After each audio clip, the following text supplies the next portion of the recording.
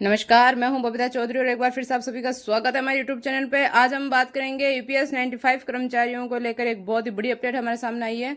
कर्मचारियों ने अपना गुस्सा जाहिर करते हुए ईपीएफओ को चारों तरफ से घेर लिया और उन्होंने अपनी डिमांड रखी है। तो देखते हैं कि उनकी डिमांड पे क्या ईपीएफओ का निर्णय आता है। तो इसी को लेकर इस वीडियो में हम आगे डिटेल से बात करेंगे। तो आगे बढ़ने से पहले मैं आपको बता दूं, यदि आप हमारे चैनल पर नए तो हमारे चैनल को सब्सक्राइब कीजिए और अगर आपको हमारा वीडियो अच्छा लगे तो इसे ज़्यादा से ज़्यादा लाइक कीजिए और शेयर कीजिए। ईपीएस 95 पेंशन में कर्मचारियों के सपने। निजी क्षेत्र में काम करने वाले ज्यादातर कर्मचारियों को लगता है कि सरकार की ओर से पहले सरकारी कर्मचारियों को जो पेंशन दी जाती थी उससे बेहतर कुछ नहीं है। रिटायर्ड कर्मचारी सरकारी कर्मचारियों की जिंदगी तय होती है जब तक कि वे जिंदा है और उन्हें पेंशन मिलती है। अब हम बात करें कि ईपीएफओ के कर्मचारी क्या चाहते हैं। उनकी अनुपस्थिति में उनकी पत्नी को पेंशन मिलती रहे, उन्हें पत्नी न रहने पर उनके बच्चों को भी इसका लाभ मिलता है।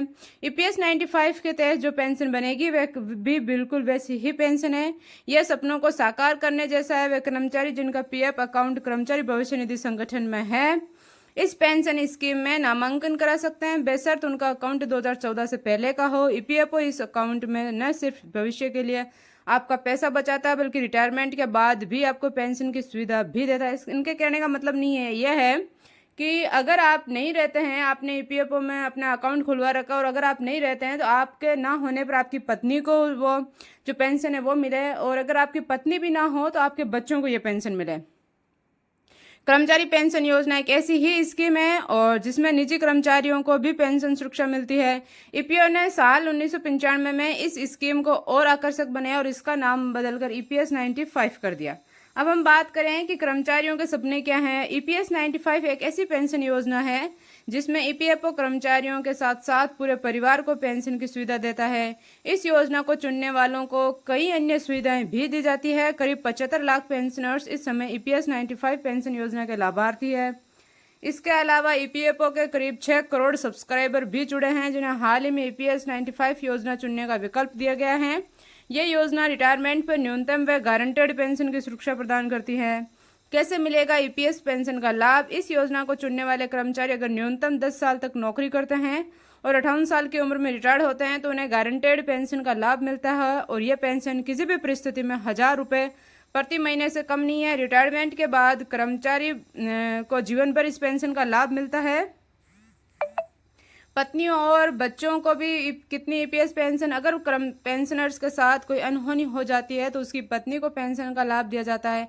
हालांकि पत्नी को मिलने वाली पेंशन की राशि कर्मचारी की पेंशन का 50% होती है। इसका मतलब यह है कि अगर पति को 10,000 रुपये पेंशन मिलती थी तो उसकी अनुपस्थिति में पत्नी को 5,000 रुपये पेंशन दी जाएगी। इतना ही नहीं, अगर पति पत्नी दोनों जीवित नहीं है तो उनके बच्चों को पेंशन का लाभ मिलेगा। योजना के तहत 2 बच्चों को 25 साल की उम्र तक पेंशन का लाभ मिलता है और ये मूल पेंशन का 25% होता है। यानी कि अगर आपको 10,000 रुपये पेंशन मिल रही है तो आपकी वाइफ को 5,000 मिलेगी और अगर आपके बच्चे हैं तो आपको उसका 25% यानी कि आपको उसका 2,500 रुपये मिलेगा। अब हम बात करें कि एम्प्लॉयज पेंशन स्कीम में रिटायरमेंट से पहले पेंशन। ईपीएस 95 के तहत रिटायरमेंट से पहले भी पेंशन का लाभ दिया जाता है। अगर कोई बेरोजगार हो गया और उसे 50 साल की उम्र से पेंशन मिलनी शुरू हो जाए। इसके अलावा अगर कोई कर्मचारी सेवा के दौरान अस्थायी रूप से विकलांग हो जाता है तो उसे भी विकलांगता पेंशन दी जाती है। एम्प्लॉय पेंशन स्कीम में इस लाभ को पाने के लिए 10 साल की सेवा पूरी करनी होने वाली शर्त होनी चाहिए। अब हम बात करें कि ये तो था कि आपके लिए ये किस प्रकार से काम करती है। अब कर्मचारियों की दिक्कत क्या है कि ये जो इस तरह से काम करती है, पूरा सिस्टम इसका ठीक है, उन्हें पूरा सिस्टम इसका ओके लगता है, जिस हिसाब से वो चाहते हैं उस हिसाब से काम हो रहा है।